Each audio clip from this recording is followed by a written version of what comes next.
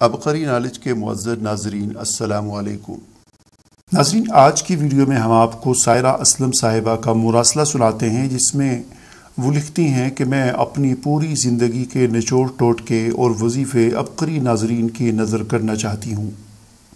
وہ لکھتی ہیں کہ خوبصورتی کے لیے میرا ایک آزمودہ وظیفہ ہے جسے بہت ساری خواتین نے آزمایا ہے، اور وہ یہ ہے کہ ہر نماز کے بعد ایک تسبیح یا خالقو یا مصورو یا جمیلو پڑھ کر ہاتھوں پر پھونک ماریں اور ہاتھ چہرے پر پھیر لیں، درود شریف کثرت سے پڑھیں، انشاءاللہ چہرہ بھی خوبصورت ہو جائے گا اور چہرے پر نور بھی آ جائے گا۔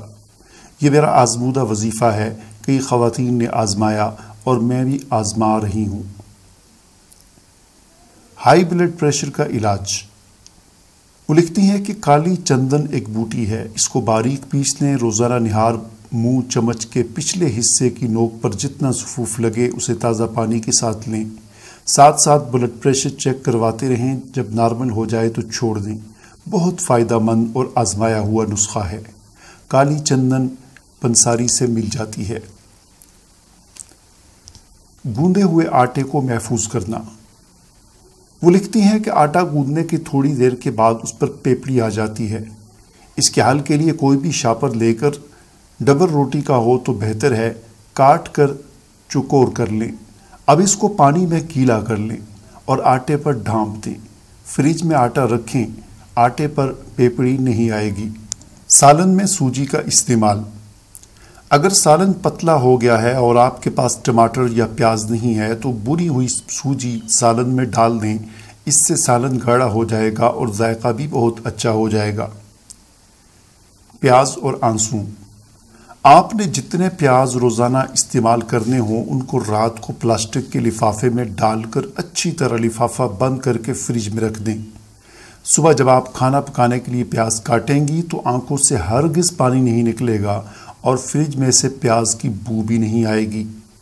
اگر رات کو پیاز رکھنا بھول جائیں تو کھانا پکانے سے آدھا گھنٹہ قبل پیاز فریزر میں بھی رکھ سکتے ہیں۔ خوشبو۔ کبھی ایسا ہوتا ہے کہ ہم گھر میں کوئی خاص چیز پکانا چاہتے ہیں، لیکن ہماری خواہش ہوتی ہے کہ اس کھانے کی خوشبو کہیں دور تک نہ پھیلے اور پڑوسیوں کو پتہ نہ چلے کہ ہم نے آج فلاں چیز پکائی ہے۔ تو اس کا ایک آسان سا حل ہے، وہ یہ کہ کھانا پکانے کے دوران اگر ایک موم بتی کو جلا کر چولہے کے قریب رکھ دیا جائے تو کھانے کی خوشبو صرف کچن تک محدود رہے گی۔ فرش سے چنگم کو صاف کرنا۔ وہ لکھتی ہیں کہ عام طور پر بچے چنگم کھا کر کہیں بھی پھینک دیتے ہیں۔ فرش پر کہیں چنگم چپک جائے تو اکھاڑنا بہت مشکل ہوتا ہے۔ جو لوگ فلیٹوں یا اپارٹمنٹس میں رہتے ہیں ان کی سیڑھیوں پر اکثر چنگم چپکی ہوئی ہوتی ہے جو بہت ہی بدنما لگتی ہے۔ اس کو صاف کرنے کا آسان سا حل ہے، مٹی کے تیل سے کوئی کاٹن کا کپڑا یا روئی بھگو کر اس سطح کو رگڑیں، پھر خشک صاف کپڑے سے صاف کریں، چنگم بہت آسانی سے صاف ہو جائے گی۔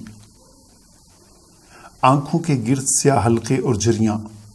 وہ لکھتی ہیں کہ صبح کو اٹھ کر منہ دھونے سے پہلے آپ آئینے کے سامنے کھڑی ہو کر اپنی ہتھیلیوں کو آپس میں رگڑیں، اتنا رگڑیں کہ لگے بجلی سی پیدا ہو گئی ہے، پھر اپنی ہتھیلیوں کو اپنی دونوں آنکھوں پر رکھیں۔ یہ عمل 10 سے 12 منٹ کریں، حلقے اور جھریاں روزانہ یہ عمل کرنے سے دور ہو جائیں گی۔ جگر میں خرابی پیدا ہونے پر رات کو ایک مولی چھیل لیں درمیانے سائز کی اور اس کو شبنم میں رکھ دیں اور اوپر سے باریک کپڑے یا چلنی سے ڈھک دیں تاکہ گرد یا کیڑے وغیرہ سے محفوظ رہے۔ صبح نہار منہ کھائیں تو جگر میں خواہ کسی قسم کی خرابی یا تکلیف ہو، یرقان یا پیلیا ہو تو آرام آ جائے گا۔ کھانسی کا علاج۔ سونٹ 1 تولہ، کالی مرچیں 1 تولہ، سفید مصری 1 تولہ، ان تینوں کو باریک پیس لیں، آدھا چمچ منہ میں ڈال کر چوسیں، آرام آ جائے گا۔ یہ تینوں چیزیں آپ کو پنساری کی دکان سے مل جائیں گی۔ کریلے کی کڑواہٹ جلد دور کرنا۔